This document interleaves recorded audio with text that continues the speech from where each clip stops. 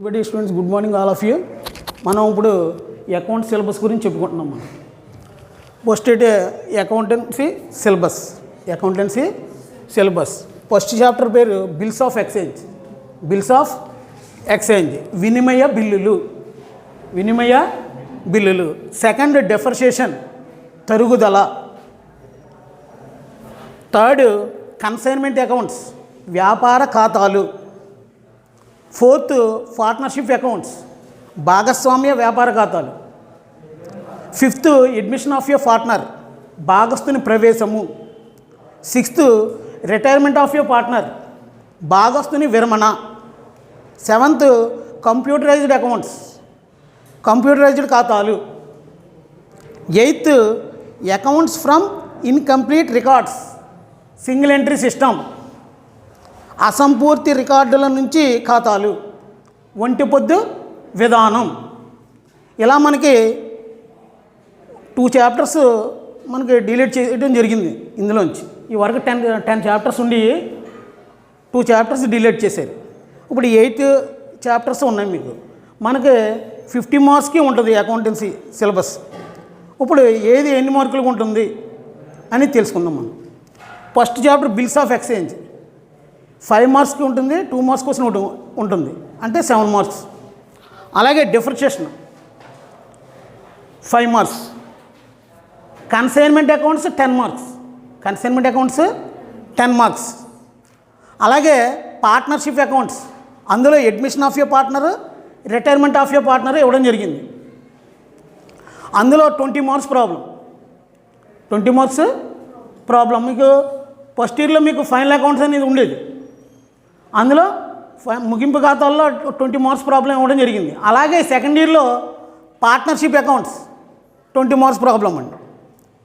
అలాగే computerised accounts మీకు ఇది కొత్తగా పెట్టడం జరిగింది. ఇది కంప్యూటరైజ్డ్ అకౌంట్స్ అనేది అంటే వరకు ఆల్రెడీ టెక్స్ట్ బుక్ మారినప్పుడు కొత్తగా పెట్టడం జరిగింది. మీరు తర్వాత బీకాంలోకి వెళ్తారు. మీరు బీకాంలోకి వెళ్ళినప్పుడు బీకాం కంప్యూటర్ అని ఉంటుంది. అందులో ఈ కంప్యూటర్ అకౌంట్స్ గురించి మీకు చెప్పడం జరుగుతుంది. అలాగే తర్వాత accounts from incomplete records single entry system అసంపూర్తి రికార్డు నుంచి ఖాతాలు. ఇది ఒంటిపొద్దు విధానం తెలుగులో. మీకు ఈ 3 చాప్టర్స్ నుంచి 5 మార్క్స్ క్వశ్చన్స్ ఉంటాయి. అంటే ఏంటి? Bills of exchange, depreciation, accounts incomplete records, వీటి నుంచి 5 మార్క్స్ ప్రాబ్లం ఇవ్వడం జరుగుతుంది. తర్వాత మీకు చెప్పాను కన్సైన్మెంట్ అకౌంట్స్ 10 మార్క్స్. అలాగే పార్ట్నర్షిప్ 20 మార్క్స్.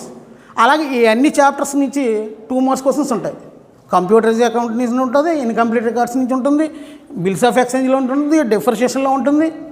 మొత్తం అన్నింటిలోంచి 2 మార్క్స్ ఉంటాయి. అలాగా 50 మార్క్స్ అనమాట. మీకు అకౌంటెన్సీ 50 మార్క్స్కి మీకు తెలుసు. మీకు మోడల్ ఫస్ట్ 20 మార్క్స్ ప్రాబ్లం ఉంటుంది. ఫస్ట్ ఏముంటుంది? 20 మార్క్స్ ప్రాబ్లం. అది ఏంటంటే పార్ట్నర్షిప్ అకౌంట్స్ నుంచి. తర్వాత 10 మార్క్స్ ప్రాబ్లం కన్సైన్మెంట్ అకౌంట్స్. తర్వాత 5 మార్క్స్ క్వశ్చన్స్ మీకు 4 ఇవ్వడం జరుగుతుంది.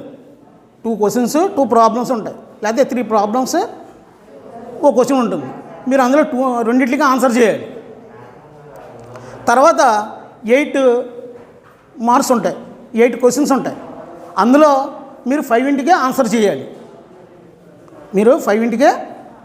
చేయాలి. అలాగా మొత్తం 50 మార్క్స్ అనమాట. కామర్స్ సిలబస్ అండి.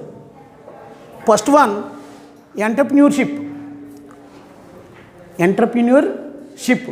Second domestic and international trade అంటే స్వదేశీ విదేశీ వర్తకం. థర్డ్ బిజినెస్ సర్వీసెస్ వ్యాపార సేవలు. ఫోర్త్ ఫైనాన్షియల్ మార్కెట్స్ విత్త మార్కెట్లు. ఫిఫ్త్ కన్స్యూమర్ ప్రొడక్షన్ వినియోగదారుల రక్షణ. ఇలా మనకి ఓన్లీ థియరీ సబ్జెక్టు కామర్స్లో ఇచ్చిన సిలబస్ ఈ 5 చాప్టర్స్.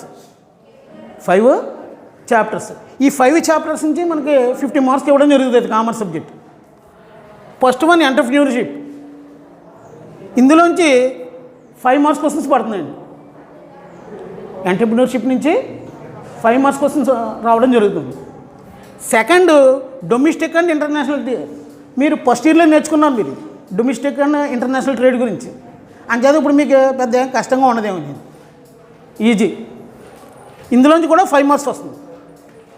అలాగే బిజినెస్ సర్వీసెస్, వ్యాపార సేవలు, అదేనా, ఇందులోంచి 10 మార్క్స్ రావడం జరుగుతుంది. ఇందులోంచి 10 మార్క్స్కి రావడం జరుగుతుంది. అలాగే ఫైనాన్షియల్ మార్కెట్ అంటే 5 మార్క్స్కి వస్తాయి, అంటే 10 మార్క్స్కి వస్తాయి. ఫైనాన్షియల్ మార్కెట్ ఇందులోంచి కూడా 10 మార్క్స్ రావడం జరుగుతుంది. ఎక్కువగా 4th చాప్టర్ 5th చాప్టర్ నుంచి 20 మార్క్స్ ఇదే అంతే కదా, 20 మార్క్స్ కదా, 20 మార్క్స్కి 10 మార్క్స్ కోసం 20 మార్క్స్ కాదు, సారీ 10 కదా, 10 మార్క్స్ రావడం జరుగుతుంది. తర్వాత మిగతా 2 మార్క్స్, అలా 5 మార్క్స్. ఇప్పుడు పేపర్ మోడల్ తెలుసు మీకు కామర్స్లో. సెక్షన్ ఏ రాంబ్రింగ్ 1 3 క్వశ్చన్స్ ఇవ్వడం జరుగుతుంది. మనం అందులోంచి అవుట్ ఆఫ్ 2 క్వశ్చన్సే రాయాలి. 3 out of 2, 2 into 10 20 మార్క్స్. అలాగే సెక్షన్ బి అంటే రాంబ్రింగ్ 2 మనకి 6 క్వశ్చన్స్ ఇవ్వడం జరుగుతుంది. అందులో 4 క్వశ్చన్స్కి మీరు ఆన్సర్ చేయాలి. 4 క్వశ్చన్స్కి ఆన్సర్ చేయాలి. 4 into 5 20. తర్వాత సెక్షన్ సి 8 క్వశ్చన్స్ ఇవ్వడం జరుగుతుంది. అందులో 5 క్వశ్చన్స్కి ఆన్సర్ చేయాలి. ఇది మీకు పేపర్ మోడల్. అకౌంటెన్సీ చెప్పాం. మొత్తం టోటల్గా 100 మార్క్స్కి పేపర్ మోడల్లో చూద్దాం. సెక్షన్ ఏ 3 క్వశ్చన్స్కి 2 క్వశ్చన్స్ రాయాలి. 2 into 10 20. సెక్షన్ బి 6 క్వశ్చన్స్ ఉంటాయి, 4 రాయాలి. 4 into 5 20. సెక్షన్ సి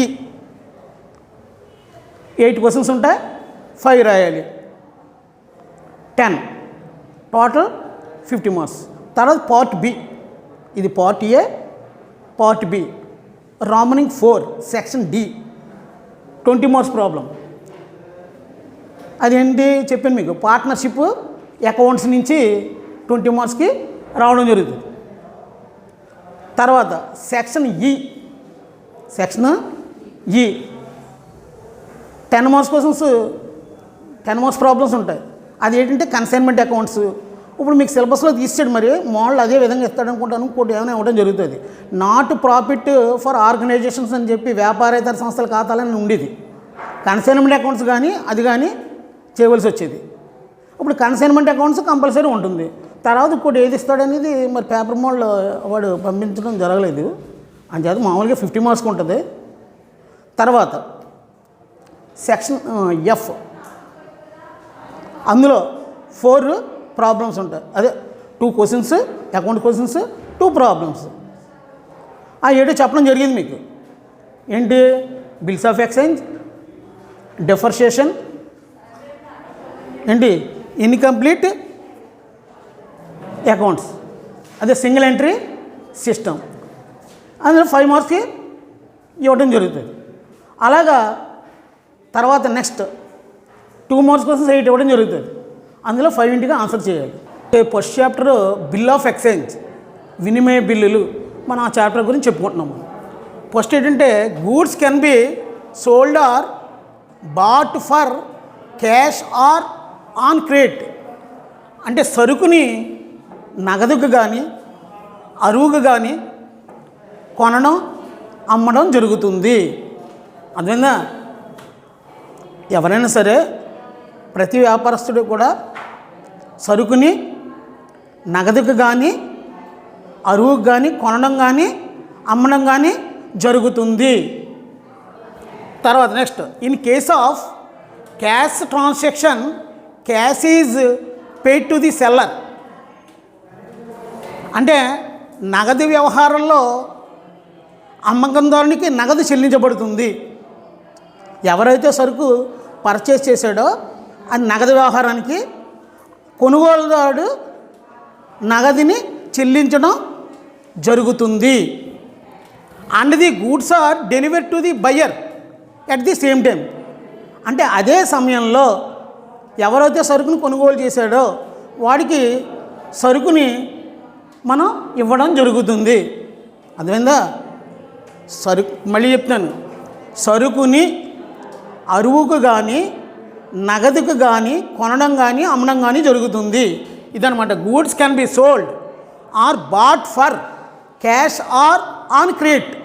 అంటే అది సరుకుని అరువుకు కానీ నగదుకు కానీ కొనడం అమ్మడం జరుగుతుంది. In case of cash transaction cash is paid to the seller. అంటే నగదు వ్యవహారంలో అమ్మకందారునికి నగదు చెల్లించబడుతుంది. And the goods are delivered to the buyer at the same time. అదే సమయంలో సరుకు ఎవరైతే కొనుగోలు చేశాడో వాడికి సరుకుని ఇవ్వడం జరుగుతుంది. డెలివరీ చేయడం అంటే ఇవ్వడం జరుగుతుంది. In case of credit transactions on the buyer promise to the seller that he will pay the amount of goods purchased after a certain period. అంటే కొనుగోలుదారుడు అరువు వ్యవహారం అయితే, అంటే అరువుకు కొంటే అమ్మకందానికి ఒక వాగ్దానం చేయడం జరుగుతుంది. ఏంటి?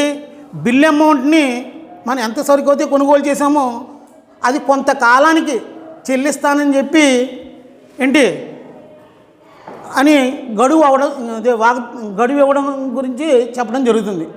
గడువు కోరడం జరుగుతుంది. పలానా తేదీ అంటే 2 నెలలకు కానీ 3 నెలలకు కానీ చెల్లిస్తానని చెప్పి వాగ్దానం చేయడం జరుగుతుంది. సరుకుని ఎవరైతే కొనుగోలు చేశాడో అరువుకి అమ్మకందారునికి కొంత గడువు అడుగుతాం జరుగుతుంది. అమ్మకందారుని అది 2 నెలలు అవ్వచ్చు, లేకపోతే 3 నెలలు అవ్వచ్చు, లేకపోతే 4 months అవ్వచ్చు. తర్వాత చెల్లిస్తానని చెప్పి వాగ్దానం చేయడం జరుగుతుందన్నమాట. That he will pay the amount of goods purchased after a certain period. ఒక నిర్ణీత కాలానికి. The person who purchased goods on credit becomes the debtor. అంటే సరుకును అరువుకి కొనుగోలు చేశారండి. ఎవరి దగ్గర? ఎవరైతే అరువుకి అమ్మాడో వాడి దగ్గర ఆడేమవుతాడంటే రుణదాత అవుతాడు. ఏమవుతారు? రుణదాత. ఎవరైతే సరుకును అరువుకి కొనుగోలు చేయడం జరిగిందో వాడు రుణగ్రస్తుడు అవుతాడు. The buyer has to give a promises in return to pay the amount on certain date. అంటే సరుకు కొనుగోలుదారుడు వ్రాతపూర్వకంగా సొమ్ము చెల్లిస్తానని చెప్పి ఒక తేదీన వాగ్దానం చేయడం జరుగుతుంది. The return promise may be in the form of a bill of exchange or promissory note. ఈ వ్రాతపూర్వకమైన వాగ్దానమే ఎక్కువ అమల్లో ఉంది. లిఖితపూర్వకంగా కానీ వ్రాతపూర్వకంగా కానీ నోటి మాటల ద్వారా కానీ లిఖితపూర్వకంగా కానీ రాయడం జరుగుతుంది. కానీ ఇప్పుడు ప్రజెంట్ ఏంటంటే లిఖితపూర్వకంగా అంటే వ్రాతపూర్వకంగా ఎవరైతే రాస్తుందో అదే ప్రాముఖ్యతలో ఉందన్నమాట. దాన్ని ఏమంటారంటే వినిమయ బిల్లు లేదా ప్రామిసరీ నోట్ అంటారు. నెక్స్ట్ అండి, the bill of exchange contains an unconditional order to pay a certain amount on an agreed date. అంటే బిల్లుని అన్కండిషనల్ ఆర్డర్ అంటే షరతులు లేని వాగ్దానం ఆ మొత్తాన్ని చెల్లించడానికి ఒప్పుకున్న డేటు, వాగ్దానం చేసిన డేటు, తేదీ. The promissory note contains an conditional promise pay a certain amount on a certain date. అంటే షరతులు లేని వాగ్దానం చేసే పత్రాన్నేమో ప్రామిసరీ నోట్ అంటారనమాట. తర్వాత definition of a bill of exchange. Section 5 of the negotiable instrument act 1881 వినిమయ బిల్లును అన్యాకాంత యోగ్యతా పత్రాల చట్టం ప్రకారం 1881 సంవత్సరం ప్రకారం 1881 ఈ విధంగా నిర్వచించడం జరిగింది. A bill of exchange is an instrument in writing containing an unconditional order signed by the maker. అంటే వ్రాతపూర్వకమైన బిల్లు, అన్కండిషనల్ ఆర్డర్ అంటే వాగ్దానంతో కూడిన పత్రం, సైన్డ్ బై ది మేకర్ అంటే ఎవరైతే బిల్లుని తయారు చేశారో ఆ వ్యక్తి అనమాట, బిల్లు రాసిన వ్యక్తి. Directing a certain person to pay a certain sum of money only to or the order of a certain person or to the bearer of the instrument. ఒక నిర్ణీత తేదీన నిర్ణీతమైన మొత్తాన్ని ఒక తేదీని చెల్లిస్తానని వాగ్దానం చేసే వ్రాతపూర్వకంగా వ్రాసి ఇచ్చే పత్రాన్ని బిల్లు అంటారు. ఇదండి బిల్లు నిర్వచన డెఫినేషన్. ఒక నిర్ణీతమైన తేదీన, మళ్ళీ ఒకసారి చదువుతున్నాను చూడండి. A bill of exchange is an instrument in writing containing an conditional order signed by the maker directing a certain person to a pay a certain sum of money only to or to the order of a certain person or to the bearer of the instrument. ఒక నిర్ణీతమైన తేదీన ఒక నిర్ణీతమైన వ్యక్తికి నిర్ణీతమైన సొమ్మును చెల్లిస్తానని వ్రాతపూర్వకంగా వాగ్దానం చేసే ఇచ్చే పత్రంనే bill of exchange అంటారు. అంటే వినిమయ బిల్లు అంటారు అన్నమాట. అర్థమైందండి? ప్రామిసరీ నోట్ అంటే ఏంటి? బేషరతు ఉత్తర్వు, షరతులు లేని బేషరతు ఉత్తర్వు పత్రాన్ని ప్రామిసరీ నోట్ అంటారు అన్నమాట. అర్థమైందండి?